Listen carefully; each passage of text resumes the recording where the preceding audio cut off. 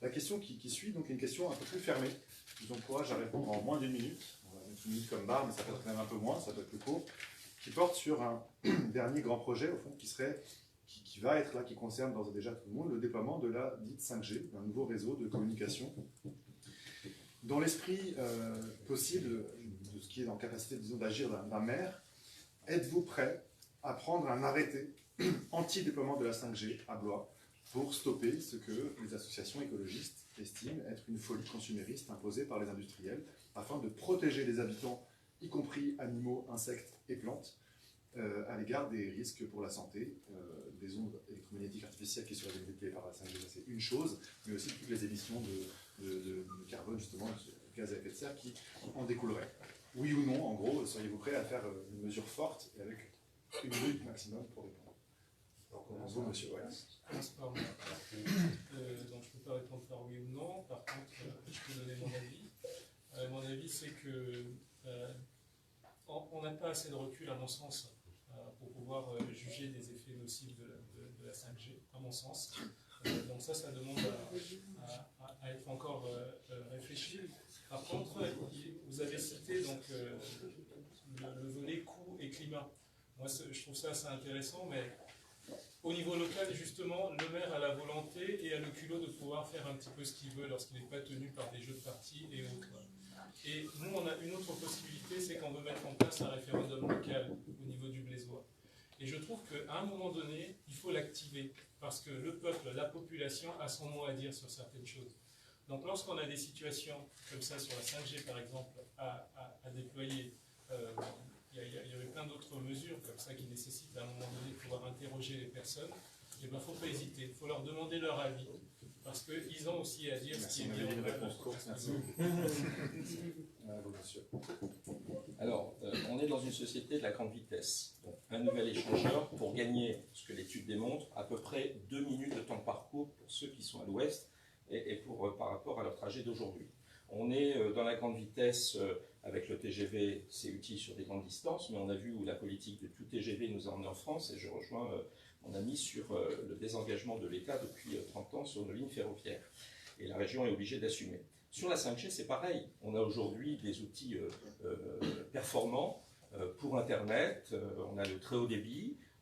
Pourquoi encore courir vers plus de vitesse? Pour qui et pourquoi?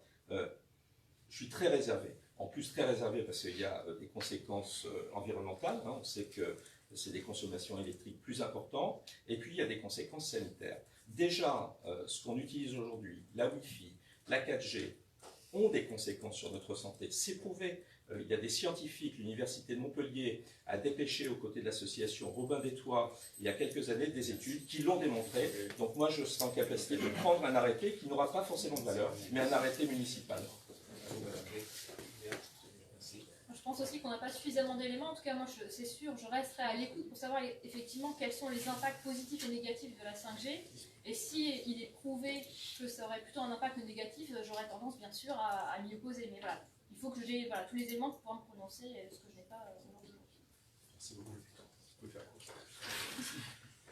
Ça va être très court. On n'est pas encore tous à la fibre. Quel est l'intérêt de passer à l'étape d'après? Pour moi, personnellement, à l'échelle de Blois, ça n'a pour l'instant aucun sens. Merci beaucoup.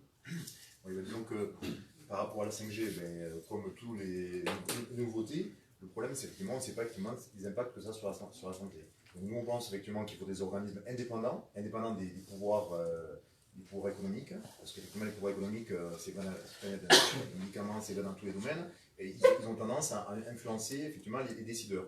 Donc, on revient toujours à la même chose, c'est que tant qu'on n'a pas des personnes qui se refusent le nucléaire, ou des personnes qui sont indépendantes des pouvoirs, des pouvoirs industriels, qui peuvent statuer réellement sur la nocivité ou pas, ça ne sert pas à grand chose.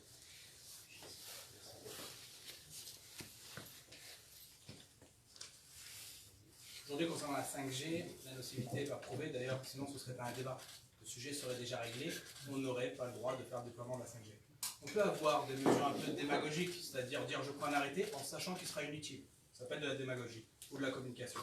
Moi, je prends en considération un élément simple, c'est que nos territoires sont en concurrence. Dès lors que nos territoires sont en concurrence, et si on assume de rater certaines étapes, si on assume demain de laisser passer certaines chances, alors qu'effectivement, on a certains territoires, la 5G permettra demain de câbler, permettra demain de fournir une connexion à des territoires aujourd'hui sur lesquels on n'en a pas, et des territoires blésois qui ont été délaissés ces 10 dernières années, je pense en particulier au Brouet. Donc effectivement, moi je refuse aujourd'hui, sauf organisme indépendant qui demain nous dit il y a un danger, il n'y a pas de complot, il y a un danger, il n'y a pas de peur à avoir. Aujourd'hui, il y a effectivement un sujet à arrêter le déploiement de la 5G. Moi, en l'état, avec les éléments dont on a, oui au principe de précaution, mais aussi oui au principe de réalité. Oui pour le déploiement de la 5G. Merci, c'est parfait. On a vu que